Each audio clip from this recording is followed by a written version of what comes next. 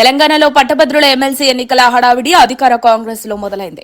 ఈ క్రమంలోనే sitting MLC Jeevan Reddy తన మనసులోని మాట బయటికి చెప్పారు. అధిష్టానం ఆదేశిస్తే బరిలో దిగుతానన్నారు.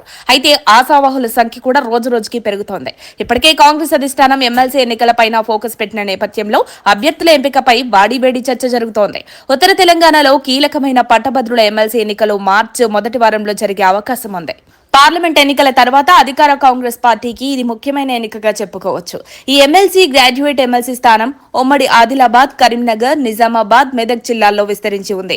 2019 ఎమ్మెల్సీ ఎన్నికల్లో కాంగ్రెస్ నుంచి జీవన్ రెడ్డి పోటీ చేసి విజయం సాధించారు. ఆ సమయంలో బీఆర్ఎస్ అధికారంలో ఉన్నప్పటికీ కాంగ్రెస్ కారు టైర్ పంచర్ చేయగలిగింది. బీఆర్ఎస్ ని ఎదుర్కొని కాంగ్రెస్ లో విజయం సాధించిన జీవన్ రెడ్డి ఉత్తర తెలంగాణ జిల్లాలలో కాంగ్రెస్ క్యాడర్ లో నూతన ఉత్సాహం నింపారు. 2023 అసెంబ్లీ ఎన్నికల్లో జగిత్యాల నుండి జీవన్ రెడ్డి పోటీ చేసి ఓడిపోయారు. తర్వాత ఆయన ప్రత్యర్థి ఎమ్మెల్యే సంజయ్ కుమార్ కు కాంగ్రెస్ కండువా కప్పడంతో జీవన్ రెడ్డి తన అసంతృప్తిని బహిరంగంగానే వెళ్లగక్కారు.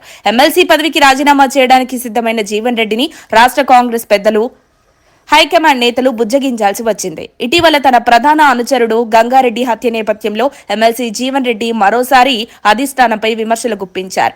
ఈ పరిణామాల కారణంగా జీవన్ రెడ్డి మరోసారి ఎమ్మెల్సీగా పోటీ చేయరని భావించారు. కానీ మరోసారి ఎమ్మెల్సీ బరిలో దిగేందుకు సంసిద్ధత వ్యక్తం చేస్తున్నారు. ఎమ్మెల్సీ ఎన్నికల నేపథ్యంలో వారం రోజుల నుండి కాంగ్రెస్ లో రాజకీయ పరిణామాలు వేగంగా మారుతున్నాయి.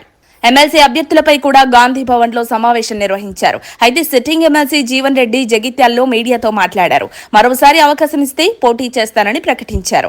అధిష్టానం నిర్ణయమే ఫైనల్ అంటూ చెప్పుకొచ్చారు. అయితే ఎలాంటి పరిస్థితుల్లో జీవన్ రెడ్డికి మరోసారి టికెట్ కేటాయిస్తారా అన్న అనుమానాలు వ్యక్తమవుతున్నాయి. అయితే ఆయన మాత్రం తన అనుచరులకి పోటీకి సిద్ధమని చెప్తున్నారు.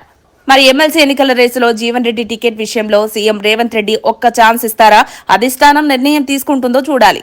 అప్డేట్స్ కోసం మా కాయ్ టీవీని సబ్స్క్రైబ్ చేసుకోండి. మా వీడియో కనుక మీకు నచ్చినట్లయితే లైక్ చేయండి, షేర్ చేయండి. మీ విలువైన అభిప్రాయాలను కామెంట్ బాక్స్లో తెలియజేయండి.